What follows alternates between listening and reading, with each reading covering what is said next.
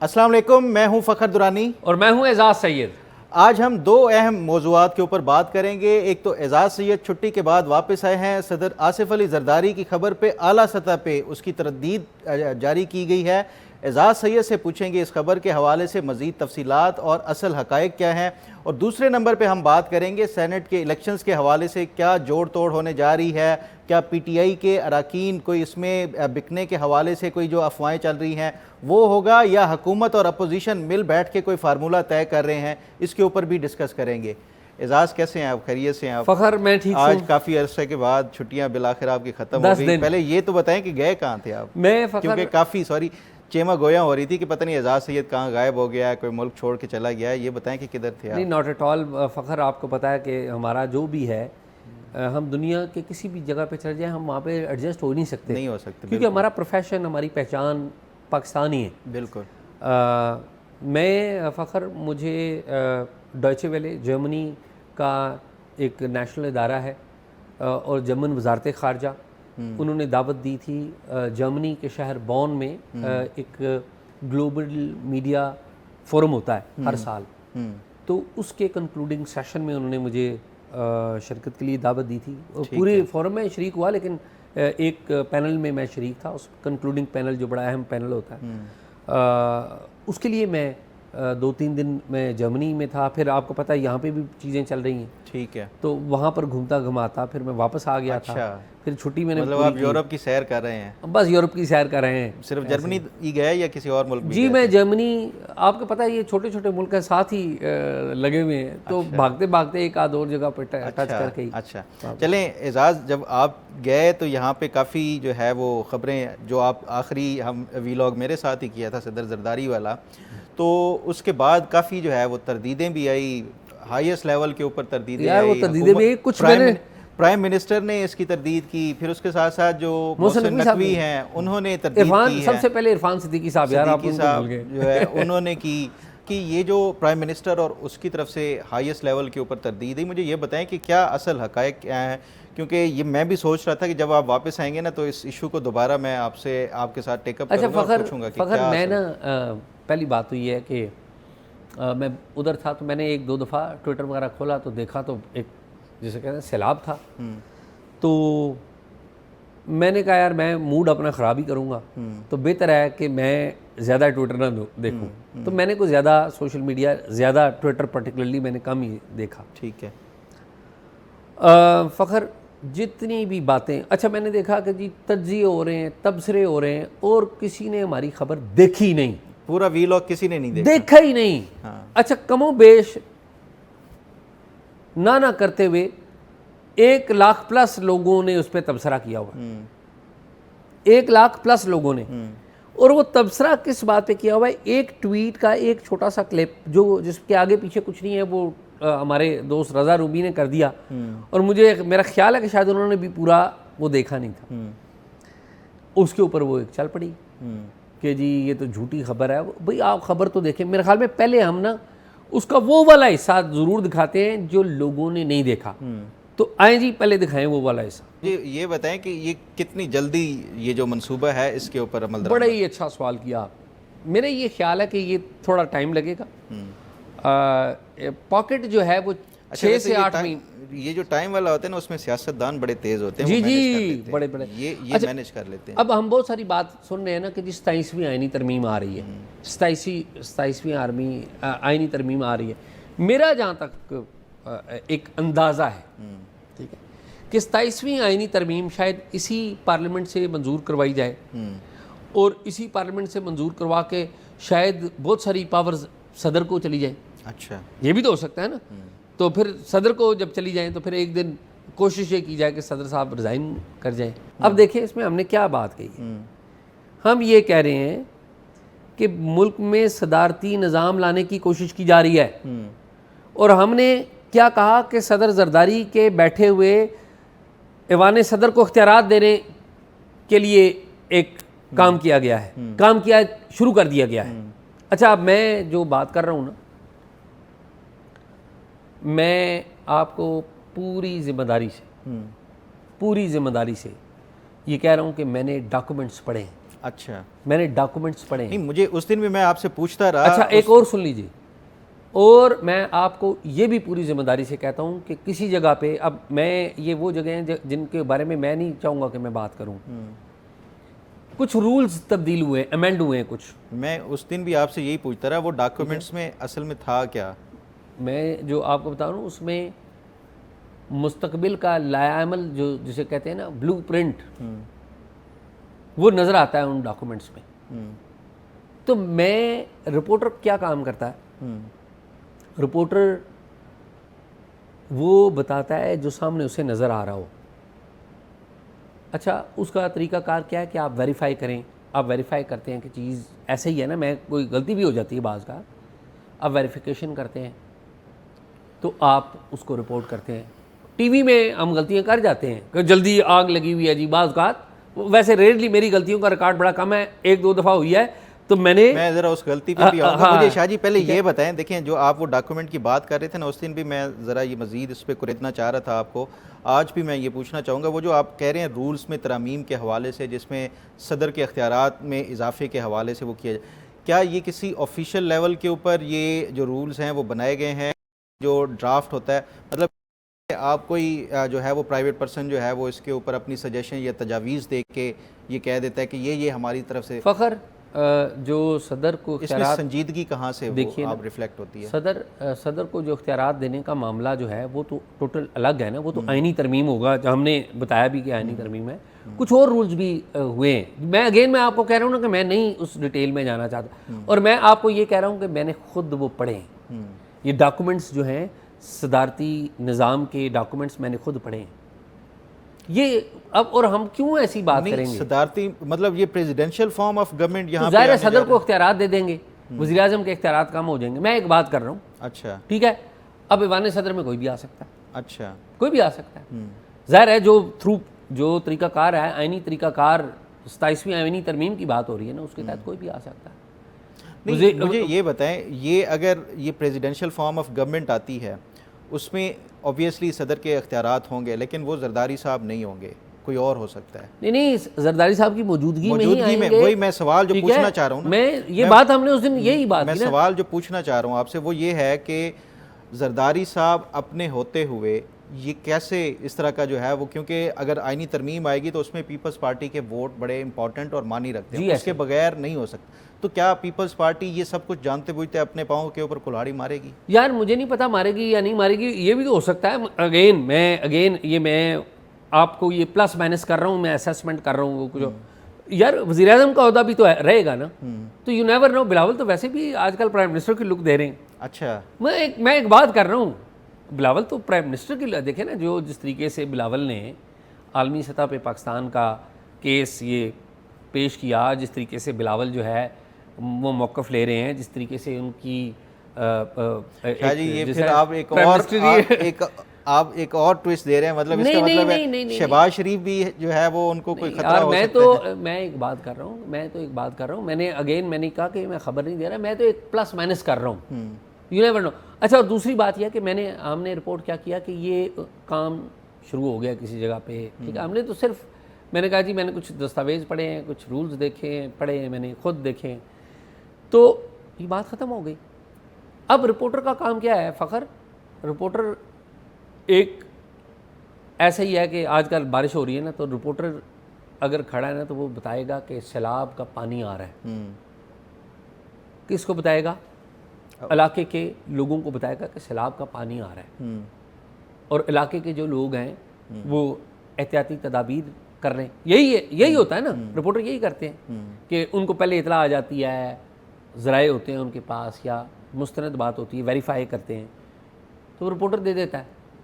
अच्छा, अब सैलाब को रोकने के लिए हुकूमत भी अपने काम करती है, बंद बांधती है, और भी जो इंतज़ाम है करती है। तो अब ये हमने बताया है कि जी ये एक बड़ी तब्दीली की तरफ, आइनी तब्दीली की तरफ चल रहा है। क्या स्टेक होल्डर्स बहुत बड़े बड़े हैं, सारे मान जाएंगे, नहीं मानेंगे मुझे नहीं पता, लेकिन ये है, हमने ये बताया कुछ ना कुछ हुआ है, आप ये कह रहे हैं, लेकिन वो उसके ऊपर अमल होता है या नहीं होता? एंड क्या रिजल्ट क्या, यानी कि नुक्कड़ तक पहुंचता है, यानी कि वो तो टाइम मिलता है। अच्छा शाह जी, उस दिन भी मैंने जब आपको याद होगा, मैं उस दिन भी डिसएग्री किया था कि ये जो सिस्टम है ना मौजूदा, ख़ास तौर के ऊपर दो बातों के हवाले से, जरदारी साहब अभी जो है ना वो उनको मुश्किल है हटाने के हवाले से। नहीं, ये तो बात मैंने आपके साथ उसी प्रोग्राम में कही कि यार ये कैलकुलेशंस गलत हो जाती हैं, गलत हो जाती है। 2000 जो आपको याद हो 12 में 2011 के बाद कितने सख्त हालात थे, वो उसामा बिन लादेन आ गया था, झगड़ा हो गया था प्रेसिडेंसी के साथ हमारी इस्टेब्लिशमेंट का, तो क्या जरदारी साहब ने रिज़ाइन कर दिया था? आंसर ये बातें हैं। अब ये इस बात है तो हमारा मकसद देखें, हम किसी के भी खिलाफ नहीं, हम ना पाकिस्तान तहरीक इंसाफ के खिलाफ हैं, हम ना पाकिस्तान पीपल्स पार्टी के खिलाफ हैं, हम ना मुस्लिम लीग नून के खिलाफ हैं, ना फौज के खिलाफ हैं। We are just reporters, we just do our job. हमें जो कुछ नज़र आएगा हम उसको रिपोर्ट कर देंगे और मालूमात को अलग रखेंगे और अपनी राय को अलग रखेंगे। यही काम है हमारा, क्योंकि हमारी राय में बायस हो सकता है, हमें पसंद नापसंद होती है, ठीक है ना, आपकी भी पसंद नापसंद है, मेरी भी नापसंद हो सकती है, लेकिन फैक्ट्स के ऊपर हम कंप्रोमाइज़ कोशिश करते नहीं। और फिर अगेन वही बात कि हमारे टीवी जर्नलिज्म में ये बात मुझे कहते हुए यानी कि कोई है नहीं कि मैं कभी कोई गलती करूँ ना, रेयर ही होता है, तो मैं यकीन करें मेरी कोशिश पूरी होती है कि मैं ना उसको एक्सेप्ट करूँ। नहीं, मेरा ख्याल है ये इंसान का एक बड़ापन होता है, और एक सहाफ़ी के लिए उससे भी ज़्यादा जो है वो बड़ापन होता है कि आपकी कोई ख़बर अगर कोई गलत होती है आप उसको तस्लीम करते हैं कि ये मुझसे गलती हुई है। ये आज आपने ट्वीट करके भी किया है सदर ट्रंप के हवाले से, मैं समझता हूँ ये एक अच्छे रिपोर्टर की एक निशानी। देखिए, इंसान से गलती हर इंसान से हो सकती है। ये ख़बर की कॉन्टेक्स्ट के हवाले से हो सकता है कि कोई आपसे जो है वो हुआ हो, लेकिन वही बात है कि ये अगर आप इसको अपनी गलती को तस्लीम करते हैं तो ये मेरा ख्याल है कि आपका एक बड़ा वो है, एक नहीं वो सबको देखिए ना, अल्टीमेटली फ़ख्र आप और मैं, हम क्या बात करते हैं, हम ये बात करते हैं हुक्मरानों की गलतियों को पॉइंट आउट करते हैं। हमारा मकसद क्या होता है? कोई हुक्मरानों से लड़ाई, अपोजिशन की गलती को पॉइंट आउट कर उनसे लड़ाई, फौज जहाँ पर कोई गलत काम करे या उनसे कोई गलती हो उनको पॉइंट आउट करते हैं, उनसे लड़ाई। हम तो नहीं लड़ा, हम तो पॉइंट आउट करना है। और अगर हम कोई गलती करें और ना माने तो ये, और मैं यही बात अगेन जो ट्रंप वाली एग्जांपल आपने दी ना, तो ट्वीट करने का मकसद क्या था? अच्छा, मैं मज़े की बात है, मैं वहाँ पर अकेला बंदा नहीं था। अच्छा, और भी थे, मैं नाम नहीं लेता, अच्छी बात नहीं है। उन्होंने भी खबरें दी, उन्होंने भी रिपोर्ट किया है, जी बिल्कुल दिया, उनका अपना, लेकिन मैंने अपनी रिस्पॉन्सिबिलिटी दी कि मैंने अपने चैनल पे एक दी है, और ये मेरी आपने अपने पे जो है जो अपना एक किरदार है वो अदा किया है। देखिए, मुझे बड़े ज़िम्मेदार लोगों ने बताया, बड़े जो जानते हैं, जिनकी नॉलेज में है, कि जब से जनरल मुशर्रफ का इस्तीफ़ा हुआ उस वक्त से मुल्क में जो फैसला साज क़ुव्वतें हैं वो सोच रही थीं कि नहीं, मुल्क में सदारती निज़ाम ही रहना चाहिए। गो के मुल्क में लूली लंगड़ी जमहूरियत और पार्लिमानी निज़ाम बहाल हुआ, लेकिन सोच उस वक्त भी यही थी। और फिर ये बात भी बड़े ज़िम्मेदार लोगों ने बताई कि जिस रोज़ इमरान खान को नो कॉन्फिडेंस वोट के ज़रिए फ़ारग किया जा रहा था, उस रोज़ भी ये जो सदारती निज़ाम के प्रोज़ एंड कॉन्स हैं, इसके हवाले से मुशावरत हो रही थी और एक ब्लूप्रिंट तैयार किया जा रहा था। उस रोज़ भी कुछ दस्तावेज़ात हैं जो मैंने पढ़े हैं, और उनको पढ़ के ही मैंने ये बात की है, क्योंकि वो चीज़ें फ़ाइनल हो गई हुई हैं। वो चीज़ें जो उस वक़्त तैयार हो रही थी वो फ़ाइनल हो गई हुई हैं, और कुछ और चीज़ें भी फ़ाइनल हुई हैं, कुछ रूल्स भी अमेंड हुए हैं। मैंने चीज़ें पढ़ी हैं। अच्छा, एक और बात जो मैं सोच रहा था शायद आप पूछेंगे, आपको याद है हमने मलिक रियाज के बारे में रिपोर्ट किया था? हाँ, याद है? वो रिपोर्ट किया था, वो आसिफ बशीर चौधरी के साथ जी, हम ऐसे ही थे ना इसी में जी। तो उस पे भी कोई इस तरह का ये तासुर मिल रहा है कि आपने कोई खबर या एक टाइम फ्रेम दिया था कि इस तारीख को मलिक रियाज वापस आ जाएगा, क्या ये यार फ़ख्र आपने भी देखा हुआ है वो? हाँ। आपने भी किधर हमने कहा है कि मलिक रियाज के साथ डील हो गई? वो मेरा ख्याल है वो अब्दुल्ला हमीद गुल का आपने कोई वो हाँ, नहीं, वो तो अब्दुल्ला हमीद गुल ने ट्वीट किया है। हमारी जो हमने पहली बात हुई है कि हमने क्या कहा, हमने कहा है कि मलिक रियाज जो बैरिया टाउन के मालिक हैं, अगेन उन्होंने 2 ख़त लिखे, हमने तारीखें दी हैं। एक जून के गालिबन पहले हफ्ते में 3 जून को दिया है, दूसरी 12-13 जून को 2 ख़त आए हैं उनके। कोई तरदीद की है किसी ने कि वो ख़त नहीं आए? फिर हमने कहा है कि जी फ़लाँ लोग चाहते हैं मुल्क के लिए बेहतर ये है कि जी हो जाए, फ़लाँ लोग चाहते हैं कि नहीं जी ये अच्छे आदमी नहीं है, इन पे करप्शन के इल्ज़ाम ना हो, हमने नाम लिए। हमने किधर कहा है कि भाई वो डील हो गई और वो फ़लाँ डेट को आ रहा है, हमने ये नहीं कहा। क्योंकि वो एक पूरी प्रोपेगेंडा कैंपेन ना, वो ये पूरा देखें ना, रियासत के अंदर बाज़ लोग ये जब फैसला कर लेना कि किसी एक बंदे को हमने मीडिया में कि डिस्क्रेडिट करना है ताकि लोग उसकी बात पे यकीन ना करें, वो कहे कि नहीं वो सैलाब आ रहा है, शेर आ गया है, वो कहे यकीन नहीं करना। तो खैर मेरे ख्याल में आगे चले, कोई ऐसी वो लंबी बातें हो गई। मुझे ये बताइए कि आप सेनेट के इलेक्शन हो रहे हैं, मैंने बड़ा सुना है वो पीटीआई के एक सेनेटर साहब हैं, उनको टिकट दे दिया, उस पर बड़ा रोला है। तो क्या सेनेट के, हाँ जी, तो क्या कहानी क्या है? शाह जी, ये जो पीटीआई के अंदर जो इख्तलाफात चल रहे थे ना, ये तो इस पे मीडिया में बड़ी डिस्कशन हुई है। इमरान खान की आपको भी पता है वो पैसे वाले को बड़ा पसंद करते हैं, वो उसमें उनमें पार्टी की लॉयल्टी डिसलॉयल्टी या ये इस हवाले से उनके लिए कोई मैटर नहीं करता। वैसे आपस की बात मैं कथा कलामी, पैसे वालों को सभी पसंद करते हैं, सब करते हैं, लेकिन सारी पार्टियों में यही हाल है। लेकिन इमरान खान नारा किसका लेके आए थे कि वो यूथ को प्रमोट करेंगे, यूथ को आगे लेके आएंगे और अपने वर्कर्स और सपोर्टर्स जो मुश्किल टाइम में खड़े हुए उनका साथ देंगे। ये नारा मेरिट का नारा लेके आते हैं सारे नहीं, वो इमरान खान तो डिफरेंट वो करके आया है ना, तो उस पर किसी वर्कर को जो है वो पहले कहा गया था कि उनको सेनेट का टिकट दिया जाएगा, उसकी जगह पे एक बिलियनियर को दे दिया गया, मिर्ज़ा अफरीदी को। ये वो शख्स है जिसने 9 मई के बाद अपना जो है वीडियो पैगाम जारी करते हुए पीटीआई छोड़ दी थी। इमरान खान ने उनको जो है वो उसका मिर्ज़ा अफरीदी का नाम आ रहा है कि उसको टिकट नहीं यार, अगर सुबह को भूला शाम को वापस आ जाए तो ये सारी फिर वो उसका मतलब है कि इमरान खान सब जो है वो भूले हुए को वापस। नहीं, ये तो बड़ी गलत बात है। देखें, जहाँ जो कारकुन होते हैं वो किसी भी सियासी जमात का असासा होते हैं। अनफॉर्चुनेटली हमारी बड़ी सियासी जमातें अपने कारकुनों को भूल जाती हैं। नहीं, इमरान खान बहुत ज़्यादा आपको इमरान खान साहब का तो अलग रिकॉर्ड है ना। आपको इमरान खान की नेचर का पता, वो बिलियनियर्स की कंपनी में बैठना ही ज़्यादा पसंद करते हैं। किसी आम, उनका नारा गो के आम लोगों के लिए है, लेकिन आप उनकी देख लें, दोस्ती देख लें या उनके मिलना जुलना बैठना देख लें, वो किसका जहांगीर तरीन था जब तक वो करते रहे, फिर उसके बाद और आ जाते हैं एटीएम्स। खैर, जो सेनेट के इलेक्शंस होने जा रहे हैं ना, उसमें एक तो ख़ासतौर पे मखसूस नशिस्तों का जो फ़ैसला आया, तो उसके बाद शाह जी ये काफ़ी एक पीटीआई के अंदर ये तहफ़्फ़ुज़ात भी हैं, कंसर्न्स भी हैं कि उनके कहीं बंदे ना टूट जाएँ। तो इसका तोड़ निकालने के लिए ना कल एक मीटिंग हुई खैबर पख्तूनख्वा में, पेशावर में ही हुई।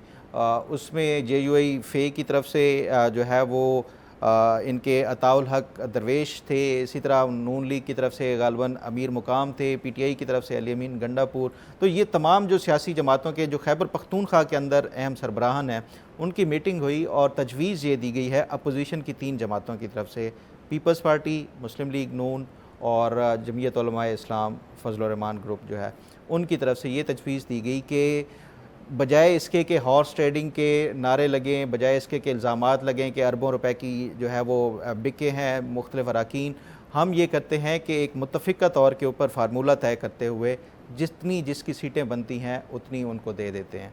अब इस पे जो इनका फार्मूला वो हुआ है जिसके ऊपर फ्लोट किया गया, ये अपोजिशन जो खैबर पख्तूनख्वा के अंदर अपोजिशन है ना, नून लीग, पीपल्स पार्टी और JUI की तरफ से ये दिया गया है कि 6 सीटें पीटीआई की बनती हैं, हम उनको दे देते हैं ताकि उनके बंदे टूटने का वो जो एक इल्ज़ामात होते हैं या ख़रीदने के हवाले से इल्ज़ामात होते हैं, ये सेनेट इलेक्शन उससे जो है वो पाक हो जाए।